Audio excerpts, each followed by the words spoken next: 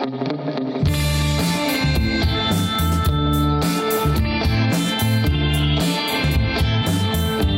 áframhaldið með föstudagsþáttinn á N4. Ég hérna með eldhúsvikt en hún sprakk þegar ég reyndi að vigta byggðasögu Skagafjarðar. Því að hún hér komin, 9 bindi komin út og þetta eru 20 kíló. Velkomin Hjalti Pálsson, höfundur bókanna. Takk. Þetta ekkert smáræði. Viltu aðeins fara yfir umfangi fyrir okkur? Ég ekki höfundur af þessu öllu saman. Við erum 2 sem starfa við þetta. Það er svona ritstjóri. Ég ritstjóri og ber ábyrgð á því. Og ber ábyrgð á þessu? Já. Hvenær hófst þetta til dæmis, ef við fyrir aðeins út í það? Það eru 20 ár síðan að fyrsta bindi kom út. Og gerðu þið ykkur þá strax grein fyrir hvað þetta er mikið? Nei, það gerði sér engin grein fyrir því. Þá hefðu aldrei byrjað. Þá hefðu aldrei verið byrjað ef að menn hefðu gerð sér grein fyrir því. Nei. Þetta byrjaði 1995 í árslok, en 96 skulum við segja. Og þetta kemur til með að verða 25 ára verkefni. Já, takk fyrir. Því að það er eitt lokabindið eftir. Já. Og það er væntanlegt eftir 2 ár. Þannig að þetta verða svona 25 kíló kannski? Nei, að minnst þá kosti, já. 20 eitthvað. Já, 20 eitthvað. Og þetta er byggðarsaga, þar sem að þú getur bara flett upp hverju einustu jörð, jafnvel eyðibýlum í Skagafirði. Já. Þetta er eiginlega svona í hnotskurn saga hverju einustu jarðar í Skagafirði. Þær eru hátt í 700. Já. Og það er gerð grein fyrir hverju jörð. Já. Ábúendatali frá 1780. 1780, já. Og til dagsins í dag og þetta er svona yfirleitt sögu jarðarinnar, hvenær hún kemur fyrst fram í heimildum og byggingar og landshætti og ábúendaskráin og síðan er eitt og annað svona sögur. Já, það er svo áhugavert. Þetta er ekki bara svona harðsoðin ábúendaskrá. Þetta eru allar sögur sem tengjast í jörðunum einhvern veginn. Já. Jafnvel lausavísur og draugasögur. Já, ég gerði mig grein fyrir því upphafi að það er mikið að leiðinlegum texta í þessu og það verður að vera eitthvað skemmtilegt með. Já. Þannig að ég hef farið í það að leita uppi alls konar sagnir, sögur sem tengjast jörðunum. Sögur af köllum og kettlingum og vísum og vísur og draugum og huldufólki og örnefnum og öllum mögulegu sem að tengjast jörðunum. Og þetta er merkt svona í textanum sem innskottsgreinar.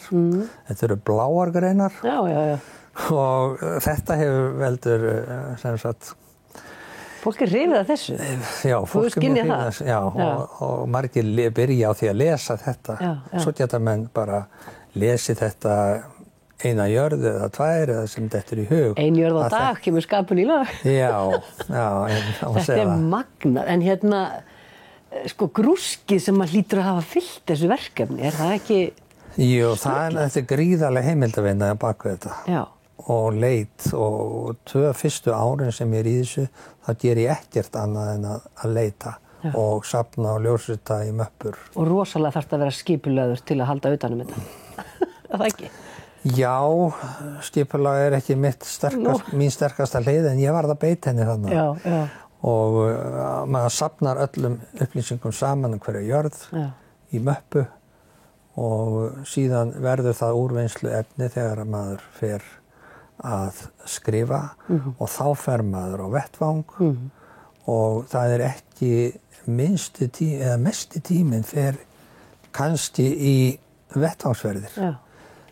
Við sem að vinnum við að skrifa þetta, við förum á hverju einustu jörð og margsinnis á sumar. Og er það bara til að geta lýst jarðarháttum eða hvað? Já, bæði er það að við reynum að fá upplýsingar frá ábúendum, fólki, svo þarf maður að átta sig á því, maður þarf að geta aðeins að þreifa á því sem maður er að fjalla um. Já.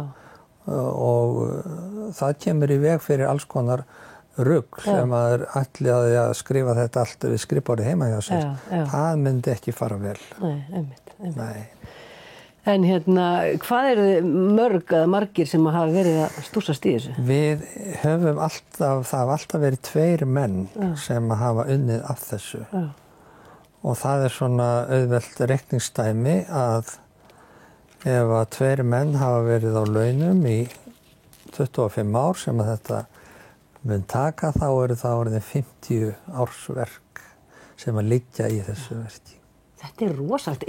En minna þeir eru að grúska og finna, segjum tökum bara eina jörð, þú ætlar að finna allt hana.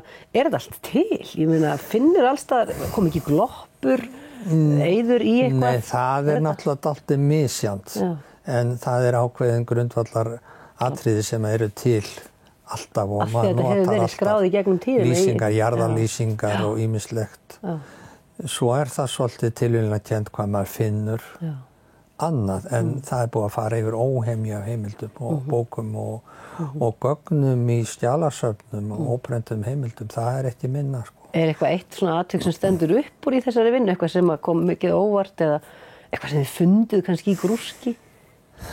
Já, sko, ef maður lítur á heildarverki þá er það nú ærið margt. Já. Og við höfum haft gott samstarf við fornleifadeild byggðasafns Skagafjarðar sem að Guðný Sóeka hefur staðið fyrir og í þessu rannsóknum sem að við höfum unnið saman þar og hún aðalega, við erum búin að finna gríðarlega mikið af fornum bílum. Já.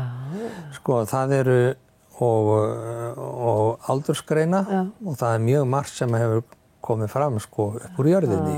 Já, sem að menn kannski voru búin að gleyma og Já, og búin að finna, ég hef lagt sérstaklega áherslu á það að finna fornbíli og sel sem að voru þar sem að menn fóru með búsmalan á sumrin og til fjalla og til að framleiða skyr og smjör. Og þetta var til á flestum jörðum, þessi sel. Og er þetta kortlagt þá í bókunum alveg? Þetta er allt kortlagt og eða þannig laga, það er heildarkort yfir hvert sveitarfélag, þessi skipt niður eftir gömlu hreppunum. Og þar eru merkt inn öll eyðibýli. Sko það eru mörg hundruð eyðibýli fyrir utan þessar jarðir sem eru þarna, sem að hafa einhvern tíma verið í ábúð frá 1780. Það eru mörg hundruð eyðibýli þar fyrir utan og þeirra er allra getið sem að ég hef fundið. Ég hef örugglega ekki fundið þau öll, en ég hef fundið mörg sem ekki var vitað áður. Og svo er útgáfuhóf núna þriðjudaginn? Það verður útgáfuhóf núna á þessari nýju bók út í Fljótum, á Tétilás í Fljótum á þriðjudagskvöldi klukkan 8. Og allir velkomnir. Þar eru allir velkomnir. Það er allir að lesa upp hvað margar jarðir? Nei, það verður lesnar upp einhverja gamansögur og eitthvað talað og bókin verður þarna á tilboðsverði. Hvað myndi svona safn kosta heldurðu, ef maður keypti allar 9? Sko þetta, eins og þetta var nú á fullu verði, þá er þetta nú orðið 100.000 eða ég veit ekki hvað.